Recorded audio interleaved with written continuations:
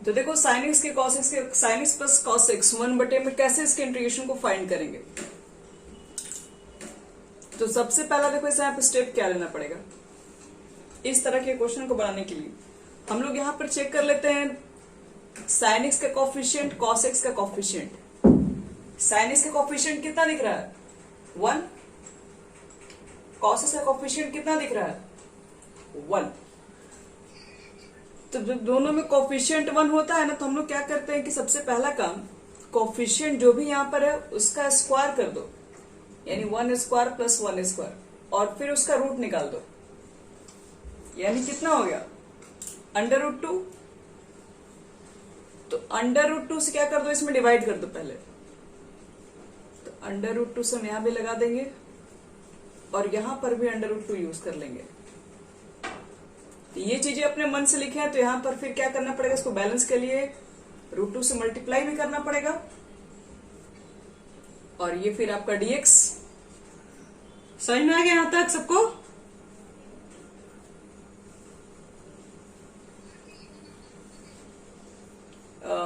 अब देखो यहां पर साइन एक्स को हम पहले लिख दे रहे हैं, 1/√2 को कितना लिख सकते हैं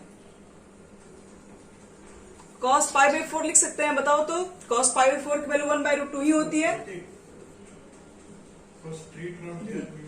अब हम इसको cos x पहले लिख दे रहे हैं और फिर 1/√2 के बदले में हम लिख दे रहे हैं sin π/4, और इस √2 को सबसे आगे निकाल दे रहे हैं तो 1/√2 हो जाएगा। अब देखो तो किसके फॉर्मूला पर दिख रहा है, sin a into cos b plus cos a into sin b। किसका फॉर्मूला है बच्चे लोग, sign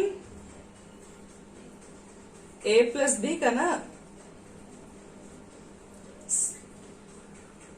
sign A into cos B plus cos A into sine B, sine A plus B का फॉर्मूला होता है। और 1 में sine theta is equal to कितना होता है, कॉसेक थीटा होता है। और कॉसेक का इंटीग्रेशन किसको यहां पर याद है,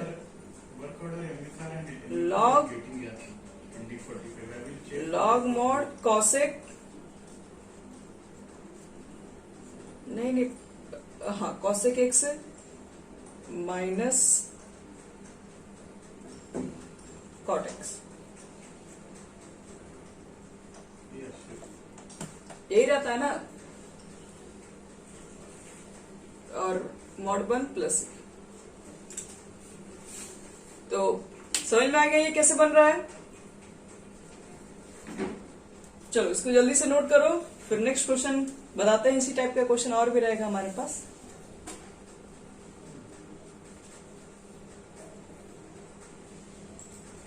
क्या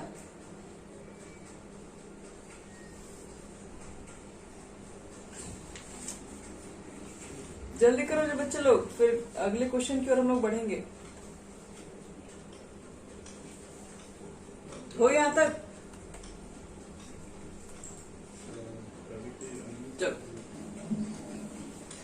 चलो नेक्स्ट क्वेश्चन देखो, थोड़ा सा इसी तरह का लेकिन डिफरेंट है, लेकिन प्रोसेस देखो वही रहता है।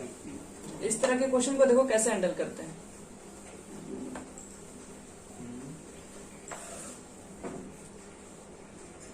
यहां देखो 1 में मान लो मिल गया 5 cos x minus 12 sin x, और कहा जाए कि इसका इंटीग्रेशन फाइंड आउट करो कितना होगा। देखो कैसे निकालेंगे, 5 cos x और माइनस 12 sin x।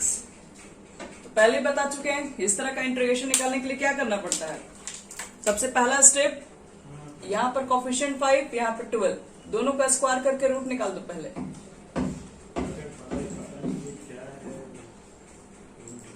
169 13 हो जाएगा। बोलो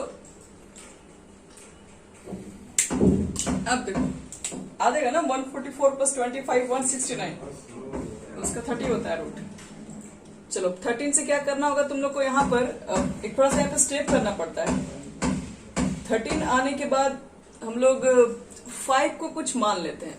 देखो क्या मान ले रहे हैं, लेट मान लो यहाँ पे 5 इज इक्वल टू ऐसे तो इसको r cos अल्फा बोलते हैं, हम बोलते हैं 13 cos अल्फा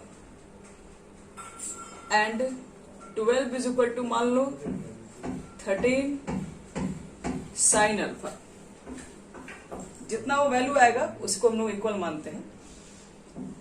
अब यहां पर हम लोग करेंगे क्या, cos अल्फा बटे में sin अल्फा अगर हम लेंगे, पहले हम sin बटे cos लेके दिखाते हैं तुम लोग को, tan cot कुछ भी लेके बना सकते हैं। तो अगर मान लो कि मैंने tan alpha is equal to लिया तो क्या लिखेंगे, sin अल्फा बटे में cos अल्फा,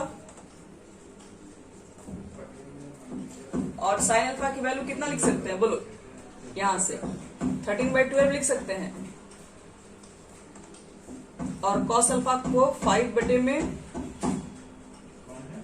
13, एक मिनट उल्टा लिख दें, 12/13 यहाँ पे, और 13 कैंसिल, कितना हो गया 12/5 हो गया। तो अब समझो यार ध्यान से, तो tan अल्फा का मान 12/5, तो अल्फा इज इक्वल टू कितना हो जाएगा, tan इनवर्स 12 बटे में 5। अब देखो इसके बाद कैसे इसको सॉल्व करते हैं, 5 की जगह पर ये पुट कर दो, 12 की जगह पर ये पुट कर दो, हमेशा पुट करना, ये हमेशा ट्रू है। तो क्या लिखेंगे, 13 cos alpha into cos x minus 12 की जगह पर कितना रख देंगे यहाँ पे, 13 sin alpha into sin x, इतना लिख सकते हैं। अब बताओ तो इसमें 13 कॉमन ले रहे हैं, तो क्या बचेगा ब्रैकेट के अंदर, cos x into cos alpha minus sin x into sin alpha. बताओ तो किसका फॉर्मूला देखने से लग रहा है तुम लोग को, cos a into cos b minus sin a into sin b,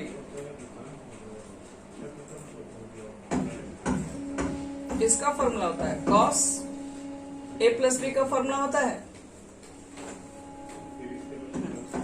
और उसके बाद क्या कर लेंगे, 1 बटे cos कितना लिख सकते हैं, sec लिख सकते हैं,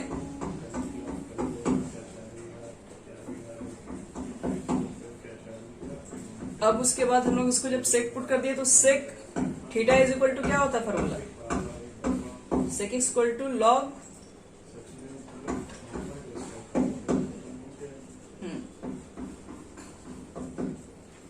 अब प्लस सी लिख देंगे, और क्या लिख देंगे, where alpha is equal to कितना है, नीचे लास्ट में लिख के छोड़ देंगे। अल्फा की वैल्यू पुट करने की कोई जरूरत नहीं है, कॉम्प्लिकेटेड करने की क्या जरूरत है हमें, तो लिख देंगे where alpha is equal to tan inverse 12 बटे में 5 बस। तो इस तरह के क्वेश्चन को ध्यान रखना, ऐसे क्वेश्चन कभी भी नीचे साइन और कॉस के फॉर्म में देंगे तो यहाँ पर कोफिशिएंट का स्क्वायर करके रूट निकाल दो, ठीक है। अगर यहाँ 1 1 है, अगर यहाँ 1 1 है तो डायरेक्ट हम लोग क्या कर देंगे, डायरेक्ट वो वैल्यू से डिवाइड कर देंगे, इसके अंदर कोई प्रॉब्लम नहीं होगा। लेकिन अगर 1 1 नहीं है तो जितना वैल्यू आएगा यहाँ पर जो भी कांस्टेंट होगा उसके इक्वल मान लेंगे कॉस के साथ, यहाँ पर कोई भी मानो कॉस के साथ साइन के साथ मानो कोई फर्क नहीं पड़ता है।